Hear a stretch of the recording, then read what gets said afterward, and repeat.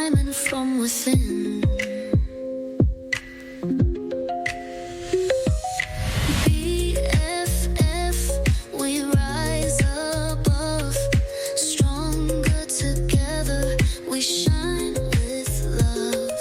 Faith unshaken, hearts on fire, fearless souls, we're reaching high. Hello, everyone, and welcome back to the BFF Empowerment Podcast. I am your host, Blaque Diamond, and with me today, I have the privilege of speaking to Miss JJ. Thank you so much for joining me today. Of course, I'm honored to be here. And would you like to actually give your full name? Because I actually forgot to ask what you wanted to be called. Oh, sure. I go by JJ DiGeronimo. DiGeronimo. I like it. All right. Well, do you mind telling the listeners a little bit about yourself before we jump right on in? Well, I am in my 50s, and I have spent the last 20 years writing the journey of women that are striving to have more influence and impact, but are often challenged by their life circumstances, maybe the role of the boss they're aligned to, or even the inner work that they need to do. And I know this because I've gone through all of these stages myself, really looking to align with more impact and create a more meaningful life in all the choices that we have the opportunity to make each day. I love it. I'm actually kind of going through a similar journey myself. I'm just working on some inner work and some things that I've, I guess, been putting off as far as taking care of myself and self-care. So I'm actually on that path as we speak. Well, it's not always that easy, but my third book, Seeking, talks a lot about sidestepping the self-doubt and aligning with your life's work. And I cover a lot of topics like perfectionism, your relationship with your mother, your relationship with money and how you view money in your life, whether you work from your soul energy or your ego energy. And these are all topics and the inner work I needed to do to really illuminate my own path. And what led you, was there like a particular circumstance or situation in your life that led you on this path, or is this something you've always been interested in? Oh, definitely. And in fact, many of the people that I work with that call themselves light workers, healers, and energy practitioners, I think we would all agree that there's generally a crossroads. Something happens that either you don't expect, or maybe you get a medical diagnosis, you get in an accident, you have a relationship fall apart, or maybe you lose your job. Something that happens that has you kind of standing there thinking, now what? Did that happen to you? Yes. Definitely. And Definitely. that's really the first step in the 6 phases of spiritual awakening. Phase 1 is crossroads. And I didn't realize when I was writing my third book, Seeking, that was part of a much bigger conversation, the phases that really help us remember why we're here and the gifts that we brought to share. And I feel like anyone in a crossroads right now, society will often make you feel like you're the victim or nothing works for you or how could this happen? But in reality, your crossroads are really some of your biggest opportunities in life to lean into the doorways that present themselves, to lean into the questioning that comes from within.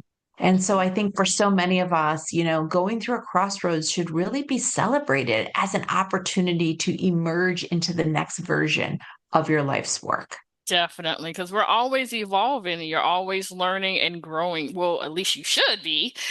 You never want to stay the person that you were yesterday. You definitely want to always be moving forward and getting better with time. Yes, and that's hard to do sometimes when the things fall around you and you don't have a guidance system or you're not really tapped into your inner wisdom. Sometimes it can feel very alone. You can feel very lost in your own decisions.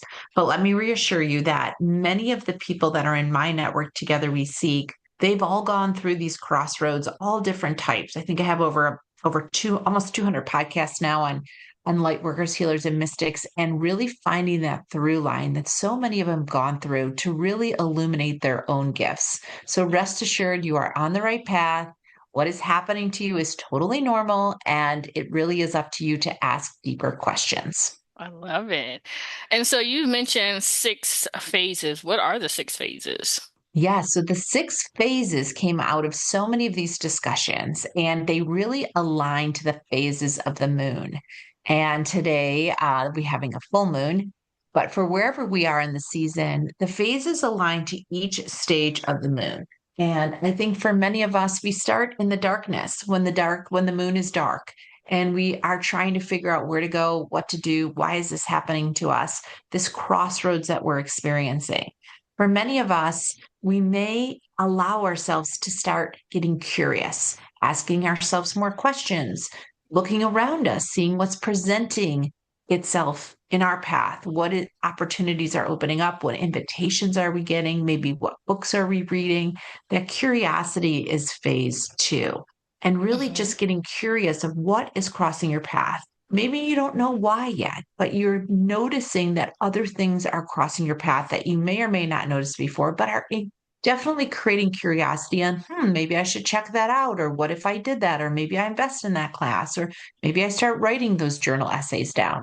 Whatever that is for you is really getting curious about where you are, why you're there, and what is presenting itself to you. And then really moving into phase 3, which is seeking, like actively looking for information, people, ideas, courses that light you up, that bring you joy, that provide excitement.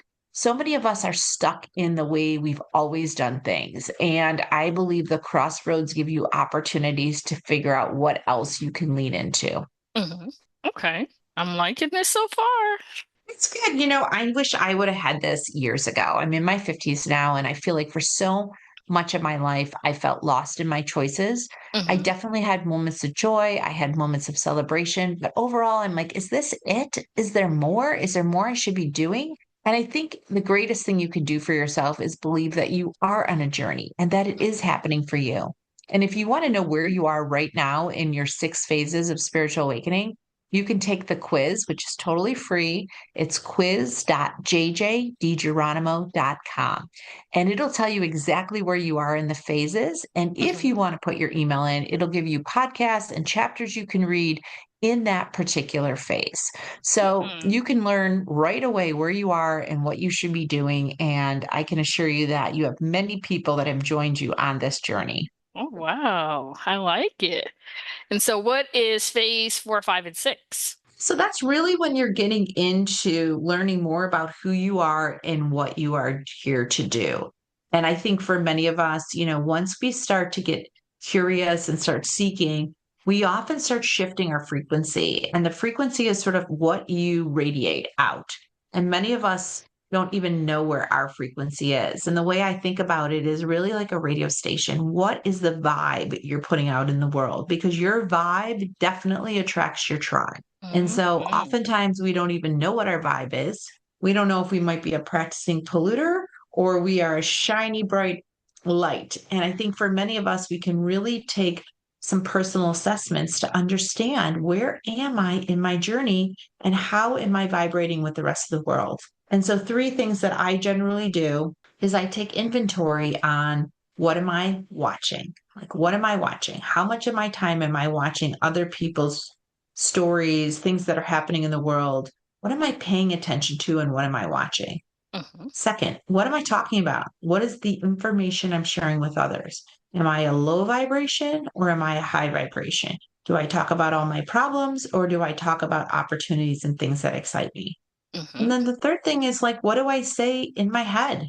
How am I commenting about the people around me? What am I saying to myself? Most people are not training themselves to work in a high frequency or high vibe. And it takes some time to really get to a higher frequency or higher vibration. And you have to work at it by really paying attention to what you're paying attention to, what you're saying, what you're talking about, and how you talk to yourself. Hmm. Okay. I've always felt that I was, I guess you would say, the shining light, because I'm always helping people. I'm always eager to help people. And, I'm always exuding positivity in every way that I can. But I always seem to find that I seem to attract, I guess, not so bright people into my life, in relationships and friendships and all of that. So can someone who is like a positive or a good person seem to attract negative or bad people? Well, this is a very interesting topic, and you are not alone. Many women want to be helpful. They want to help other people because deep down, they're looking for validation. And so you really need to check in is why am I helping? Is this what I really want to be doing? And am I attracting people that appreciate what I'm offering? Because as children, many women are often taught to be loved, they have to do. And so they spend their life doing, doing, doing, saying, do I feel loved? Am I loved? Am I getting the love I want back? And I think for a lot of women, we have to shift how we show up for others, but more importantly, how we show up for ourselves. And it's great to be helpful and do things for others as long as we're not doing it at the cost of our own mental health and our own journey. Mm-hmm. And so being That's selective. Yep. You're learning that. Please explain. Please share. So, because I have endured a lot of trauma, from childhood on up to adulthood, I think even with seeing a therapist and things like that and talking through my life, that seems to be the common thing that we talked about was the fact that I never received that love as a child. Mm-hmm. So in seeking love, I've always bent over backwards for other people because inside I still felt unloved. Yes. And I know this because I've been through it too. So I totally appreciate your honesty and authenticity. And I feel like for many women, this is very much the reality. They do in hopes to feel loved in return. Mhm. So, what many of us have to do is we have to find ways to fill our bucket. And this has been really hard for me because I put a lot of value on how I spend money, how I spend my time. Am I getting enough done? And I've really had to learn how to take time out to just love myself without any of the external metrics or necessarily any of the people around me. Like, I have to love myself just for being me and just for waking up and putting my feet on the ground. And so it's been a huge shift. And a lot of the work that I did in my third book, Seeking, helped me work through that because I worked with a lot of energy workers and healers.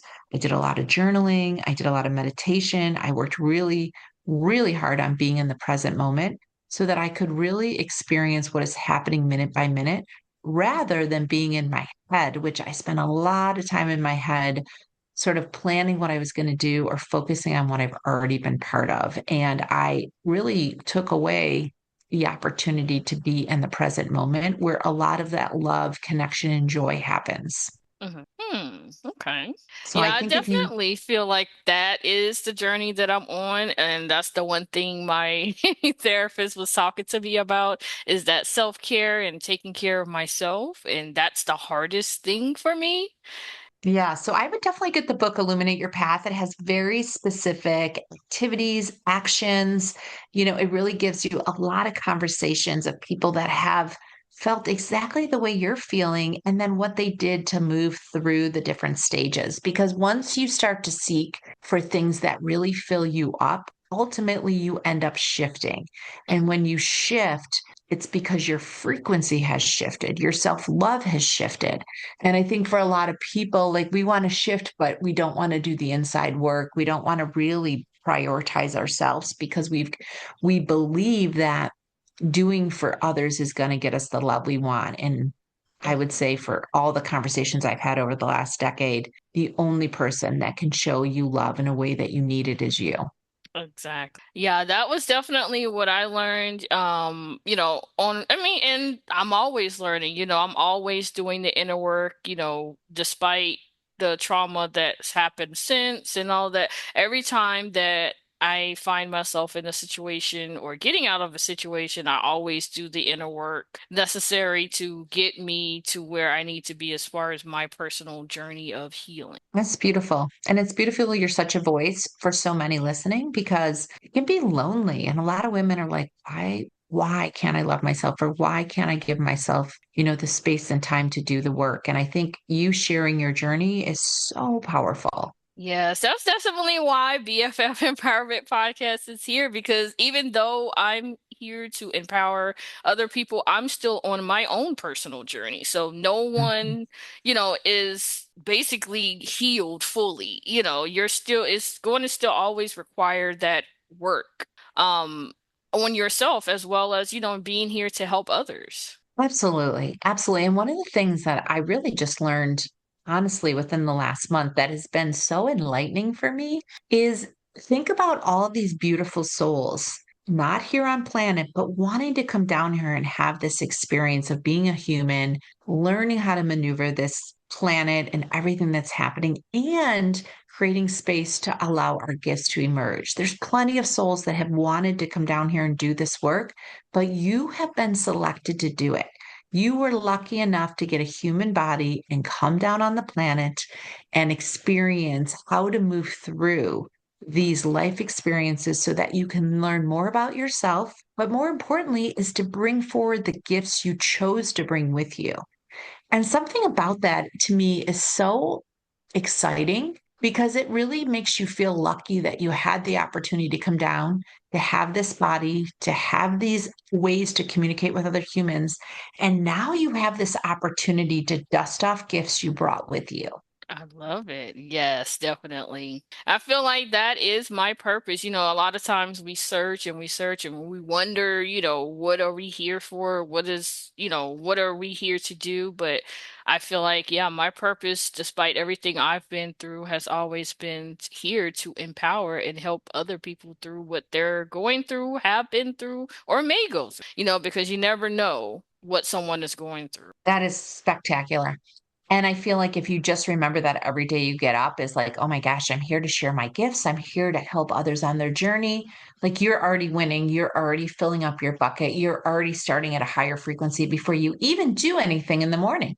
hmm And I've definitely always been into trying different modalities and working on energy healing and I'm like, I've always been into just different things because I don't know. I've just always been curious. I've always been interested in learning and just being able to see how I can make my life better. What methods or different things are out there that can help, outside of prayer and outside of, the norm, I guess you would say.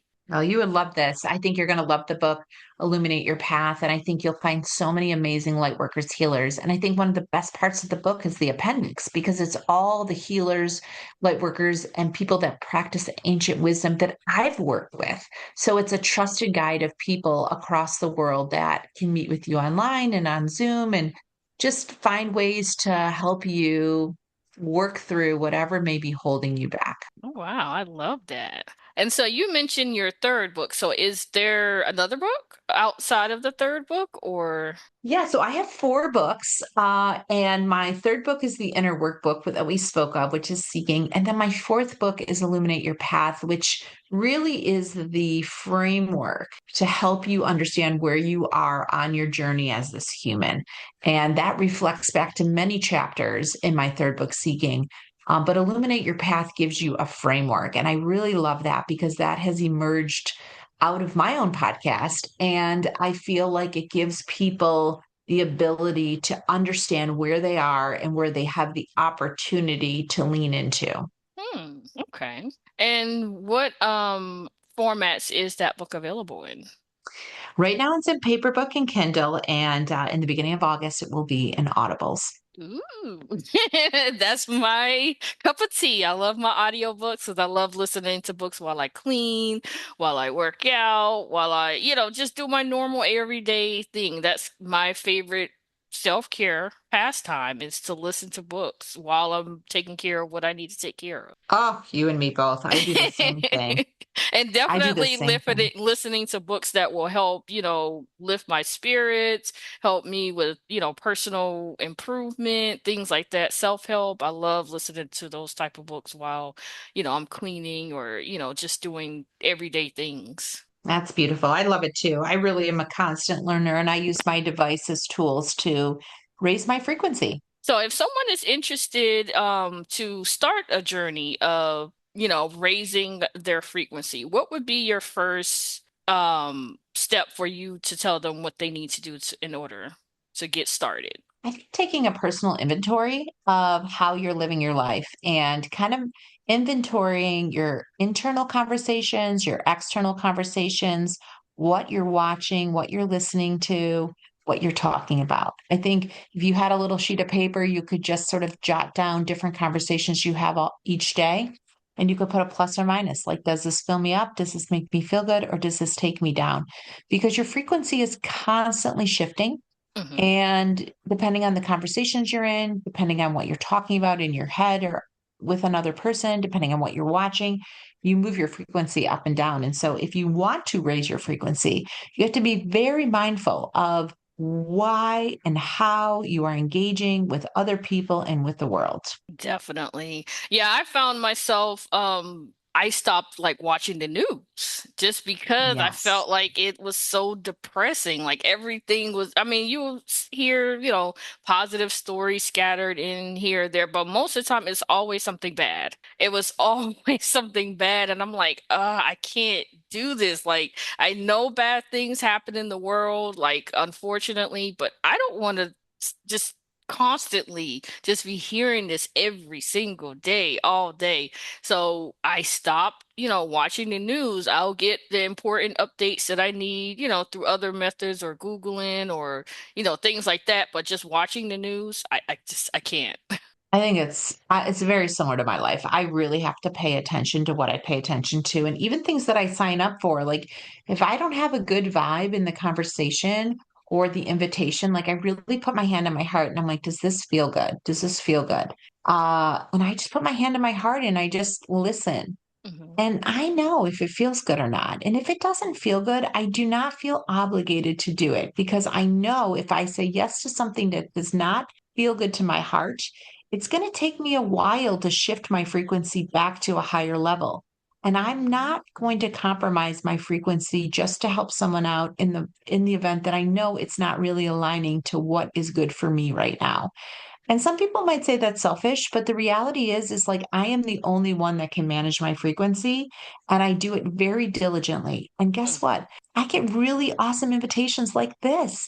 And when I get done with this, I'm going to be high as a kite in regards to my frequency. I'm going to be so happy. And I'm going to be so happy I didn't, take on a call or a conversation that doesn't really bring out the best of me. And listen, you can't always do that in every aspect of your life, Hmm. but you should really try to do it as often as you can. And that's definitely one thing that I struggle with. Like, and I could be honest and say that, like, it's hard for me to tell people no. Even if I know I have a feeling thing, you know, I always try to be optimistic and then I always end up regretting it. And I don't really know how to, I guess, stop being like that. I don't know, it's just always something I've noticed that I have a hard time doing, or something I always struggle with. It's like I second guess myself. I have that feeling, that sixth sense, like, no, you shouldn't do this. But then it's like, well, but maybe it'll work out, you know. But, you know, I talk myself out of my doubt. Yes, and I think you really need to kind of put your hand on your head or on your heart and saying where does this feel right or where does it not? Because your head is always going to lead from a place of like fear or protection in the way it's like, well, if you don't do this, like, what if you miss out on an opportunity? And what if this is the thing that gets you to that next level? And I think you should do this. And then you bring your hand to your heart and say, does this feel good? Should I do this? And when you put your hand on your heart and you ask yourself, and you have to be confident enough in yourself to say, I really appreciate it. It sounds like an interesting opportunity. It doesn't really fit into my schedule or the topics I'm talking about now, or I think there might be a better person for this. I'm getting a message there's probably a better person, but I really appreciate it. Mhm. And the reality is, if you're used to doing a lot for other people, they're always going to ask you first. Why? Because you get things done for them and you help them and you move the needle forward for them. But the reality is like you need to be mindful of moving the needle for yourself. And if you do want to help somebody, you should do it because you want to, and you should do it because it's really kind of aligned with things that you do naturally well. I had a woman years ago in one of my presentations. I do a lot of keynotes at women's events. And I talk about the power of no. And I have a whole chart called The Power of No. So if you search JJ DiGeronimo and The Power of No, there's a chart, a chapter, a video to really help women decide, should I lean into something or should I lean away from something? And a woman raised her hand and she was a guidance counselor. And she said, I took finance as part of my undergrad, and my brother owns an apartment complex. And he asked me to do his books every month. She said, and honestly, every week of the month, I think about doing these books and I think about it and I think about it and I think I want to get it done the second weekend of the month and it never happens and it goes to third. And then the last week of the month at 10 o'clock at night, I'm doing his books. And I'm just realizing how much time and energy that request takes me. Even though it only takes me 2.5 hours, I think about it every single weekend. It takes more than 10 to 20 hours of my mind to do it for 2 hours that I'm going to call him after this presentation and say, listen, I'm going to hire you an accountant for 2 months and then you're on your own. She goes, the relief of getting that task off my to-do list is so freeing that I can now be much more free in my weekends because I'm not committed to something that does not align with my gifts. Oh, wow. I love that. Yeah, I definitely need to take a page out of her book.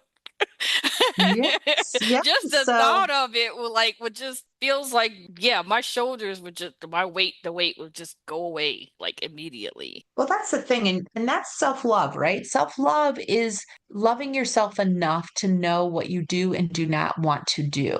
Hmm. It is your time. You're never going to get it back. And if you're just doing it because you think you should, not only are you taking away of what you could be doing, but you're adding sort of energy that's probably pulling you down on the frequency ladder. Yes.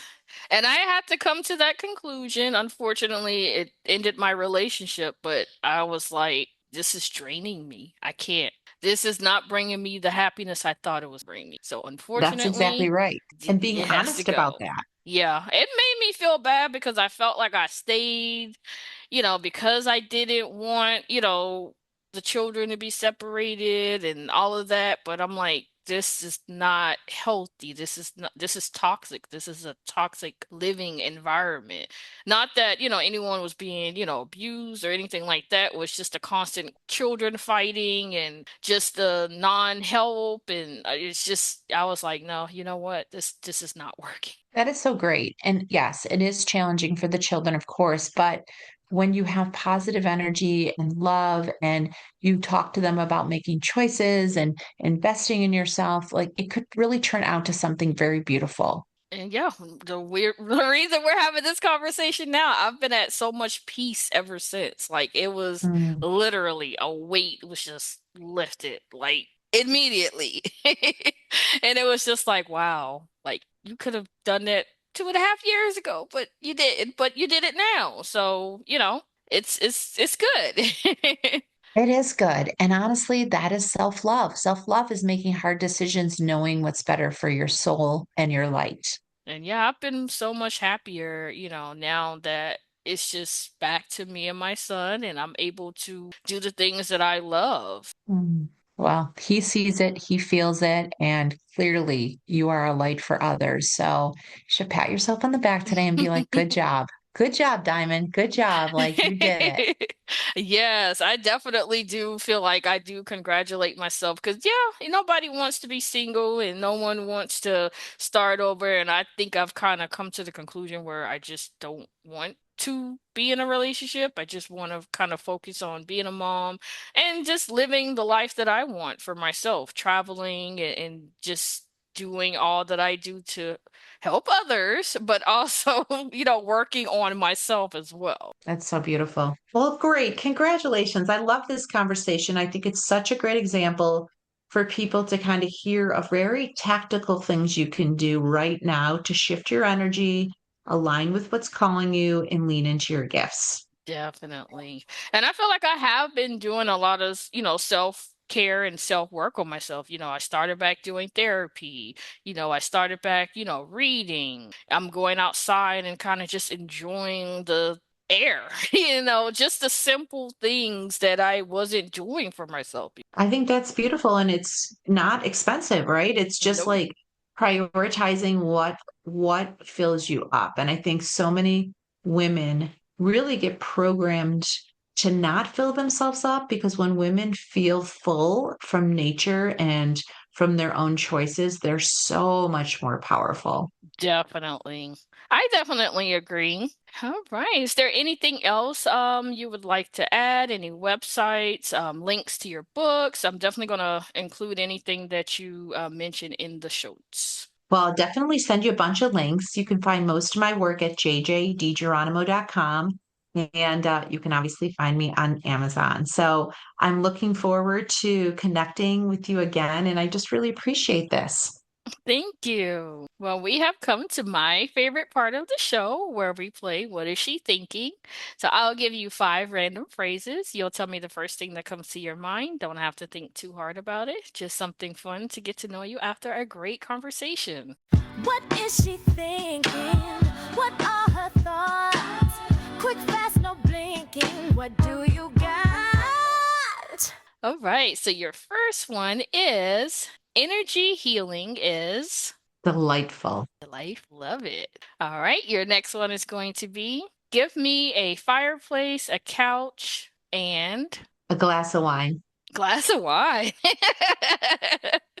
All right. My personality is. My personality is joyful and striving and enjoying. All right. Right. Next one is if you could name a book right now about this conversation, what would the title be? Yes, you can. I love it. All right. And the last one is going to be dogs are. Oh, dogs are so loving. Yes, they are. Just like little people, the Mm, little children. so loving. All right. Well, thank you so much for joining me today. And thank you, everyone, for listening to the BFF Empowerment Podcast. Be sure to follow us on all major podcasting platforms to keep up to date with the latest episode. You can also follow us on social media. We are BFF Empowerment Podcast on Facebook, Instagram, TikTok, YouTube, and also Threads. If you would like to be a spotlight on the Women on the Rise segment of the BFF Empowerment Podcast, send an interest email to bffempowerment@gmail.com. Be sure to visit the website at bffempowermentpodcast.com to keep up to date with all the latest episodes and also our blog. And if you enjoyed this episode, please do leave a review or rating on your favorite podcast platform of choice to help others discover their next women's empowerment podcast. And until next time, thank you so much for listening.